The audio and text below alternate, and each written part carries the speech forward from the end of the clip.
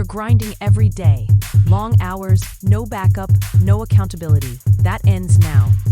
The Empower Solopreneur Mastermind gives you one simple advantage: a weekly power session that turns isolation into domination. Every Friday morning on Zoom, you'll get real coaching and real feedback to make real moves. Join a group of driven professionals in a program designed for solopreneurs and people working at home. Stop getting stuck. Start scaling.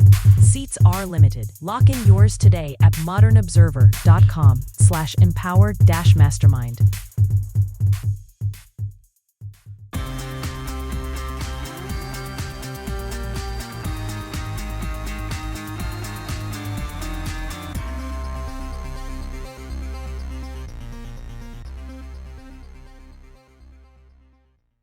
New information surfaces in the Minnesota shooting. U.S. forces attack ISIS, mortgage rates fall, and more. Welcome to the Raw Naked Truth. I'm your host, Eric Lopkin, and here's the news you need to know. A new video has been released that shows the perspective of the ICE officer who shot and killed a Minneapolis woman during an altercation over her vehicle last week. The video, obtained by Alpha News and verified by numerous media outlets, shows the officer approach Renee Nicole Mackingood's vehicle as the officer walks around to her driver's side. Mackingood's window is down and she can be heard saying, "That's all right, dude. I'm not mad at you. I'm not mad at you." As the officer circles the car, another woman appears who later identified herself as Good's wife, saying, "You want to come at us? You want to come at us? I say go get yourself some lunch, big boy." The officer orders Good to get out of the car. Good's wife at that point attempts to get back in the car, but the door is locked. Good's wife tells her to drive. As Good's car moves forward, the camera is jostled, capturing the sound of the agent being hit and gunshots being fired, only to be lifted in time to see her vehicle careen down the road. Good's wife admitted in subsequent interviews that the two had been stalking ICE agents, which has been confirmed on video. This weekend, Minnesota residents took to the streets to block protesters. One protester gloated during a confrontation with Fox News' Laura Ingraham that the protesters were being paid to be there. The U.S. carried out large-scale airstrikes on ISIS targets in Syria on Saturday in response to the killing of 2 U.S. soldiers and 1 civilian interpreter by an ISIS gunman. Hundreds of American troops remain in Syria as part of a long-standing mission to combat ISIS. The federal government is urging any U.S. citizens in Venezuela to leave immediately and to beware of armed militias as they make their exit. The security alert was posted online by the U.S. Department of State Consular Affairs.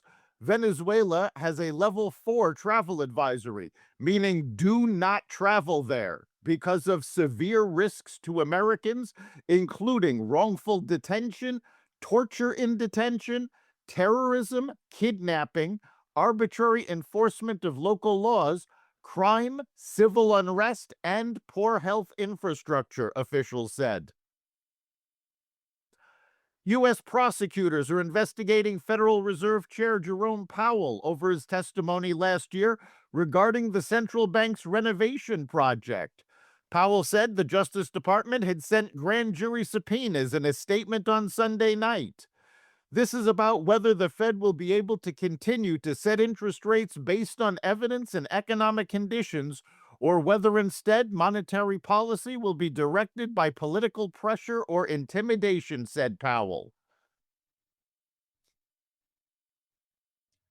Zohran Mamdani's mayorship is collapsing only 1 week into his term. Promising free buses during the campaign, bus riders found the cost of a ride go up on his first day. A Bronx apartment building Mayor Mamdani showcased to highlight the talents of his new housing commissioner, Dina Levy, has racked up nearly 200 unresolved violations. The 102-unit building had a staggering 194 open housing code violations dating back to 2016, including 88 Class C violations considered immediately hazardous. Meanwhile, a federal judge blocked Mamdani's effort to intervene in the sale of thousands of rent-stabilized rental properties on Thursday. Anti-Semitism is on the rise as demonstrators were filmed chanting the phrase, "We support Hamas," during a protest in a predominantly Jewish neighborhood in Queens. President Trump called for a one-year 10% cap on credit card interest rates starting January 20th. Current interest rates average over 20%, and supporters of the move say it will reduce credit card debt. Banks and issuers say it would reduce credit availability for riskier borrowers. Mortgage rates dropped sharply Friday after President Donald Trump said he is instructing mortgage giants Fannie Mae and Freddie Mac to buy $200 billion in mortgage bonds. The rate on a 30-year fixed mortgage fell 22 basis points to 5.99%. That matches the lowest level since February 2nd, 2023, according to Mortgage News Daily. The Fed also cut its benchmark lending rate to 0. Together, those actions push mortgage rates to historic lows. That's the Raw Naked Truth for January 12th, 2026. You can catch every episode of the Raw Naked Truth Daily News Brief, as well as our sister podcast, Carnivore Radio, with news analysis and commentary, and the rest of the Xvadio Podcast Network at xvadio.com, the Apple Podcast app, YouTube, Rumble, Spotify, iHeartRadio, Audible, Amazon Music, and other platforms that respect freedom of speech. We'll see you next time.